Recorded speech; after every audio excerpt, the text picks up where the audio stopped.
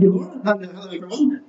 My name is Nick Jackson, and I'm a senior editor in the editorial department here at AM, in which, among other things, I oversee our Archives Direct suite of products of mainly diplomatic and international relations material sourced exclusively from the National Archives in London. And I'm here today to tell you about a new Archives Direct resource, which will be released in April, which is the fifth section of our resource, Apartheid South Africa, 1948 to 94. And this section covers the period of the transition from apartheid to democracy from 1989 to 94. It consists mainly of files, as I say, well, exclusively of files from the National Archives, but mainly of Foreign Office files from the Southern African Department in the FCO 105 series, and its successor, the Central and Southern African Department, FCO 169. Geographical distribution of countries between departments is frequently shuffled in the UK Foreign Office, and this particular change happened in 1990, which is why we have these two series. That makes up the bulk of the resource, but of the section rather. But there are also selected relevant files from the Prime Minister's Office, the PREM series, which are a fantastic resource for summing up a government policy. Once you've done that, you can then go into the meat of the Foreign Office correspondence files to get more detail. And there is also files from the Treasury and from the British Council. So why is this material historically important? Well, the relationship with Britain was one of South Africa's most significant. Britain was, of course, the former colonial power, and so the state with which South Africa's foreign relations ran deepest.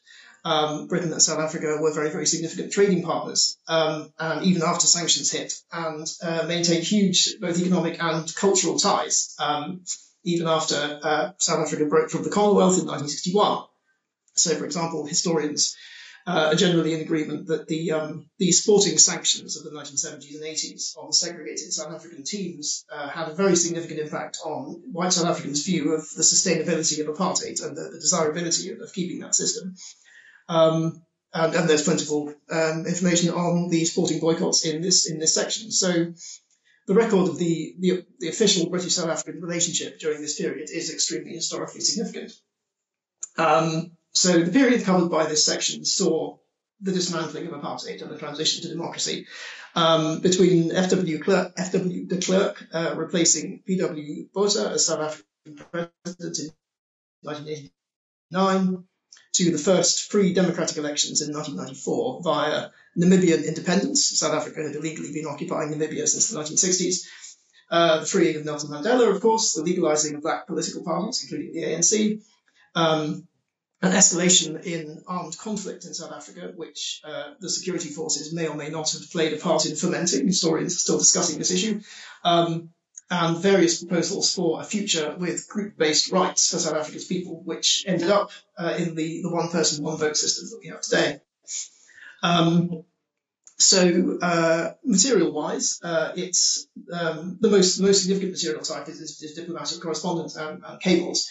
But there are also various official government reports, including annual reports, which are very, very useful as an introduction to what was going on in South Africa at the period. These are discursive summaries of annual events in the country from the perspective of the embassy in Pretoria, plus often the detailed chronology of events as well. There are also newspaper and magazine cuttings, varied ephemera, leaflets, booklets, flyers, posters, of which I'll show you one or two examples in a moment. There is material from other official entities, most obviously the South African government and the United Nations, and there are also plentiful maps, and we have a map gallery, which I'll briefly mention in a moment.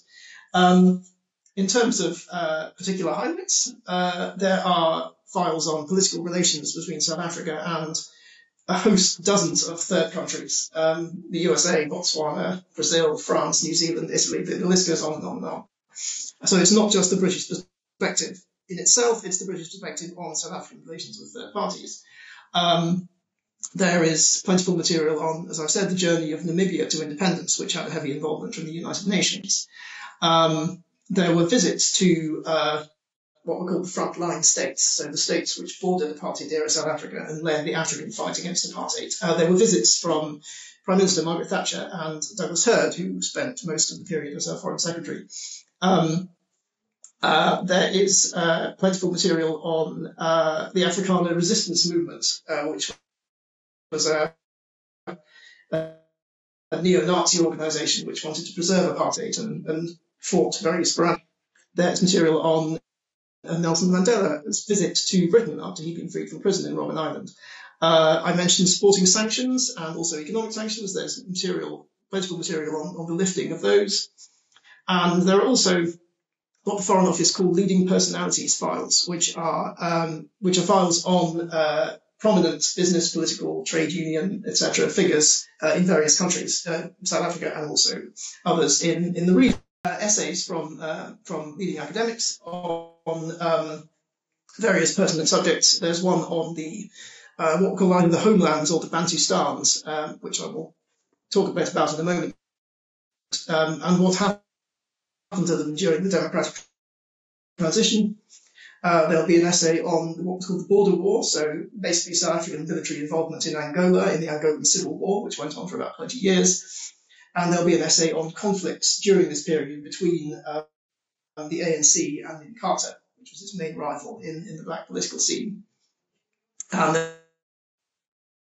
on what South Africa could or should look like. Yes, I mentioned a couple of highlights from the material. I mentioned homelands. So this map is actually from an earlier section of this resource. It's from 1975, but it's just to illustrate the apartheid system's ambitions at the height of its powers. So the yellow area is the vision for what would be white, in quotes, South Africa.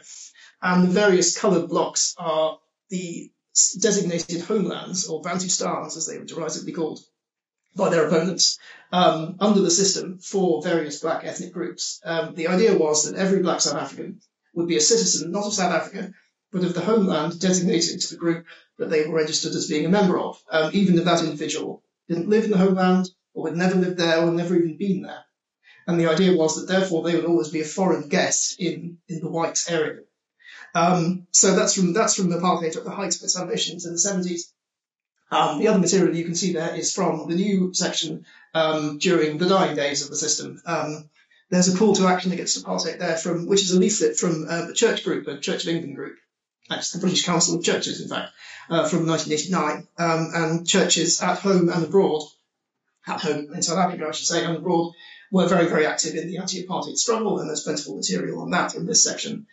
And the other yellow sheet is from a news service release from 1993. So 1993, gearing up to the first multi-race, multiracial elections in 1994, first one person, one vote elections. And it's about voter education efforts because the mechanics of democracy, 75% of voters in this election have never been allowed to vote before.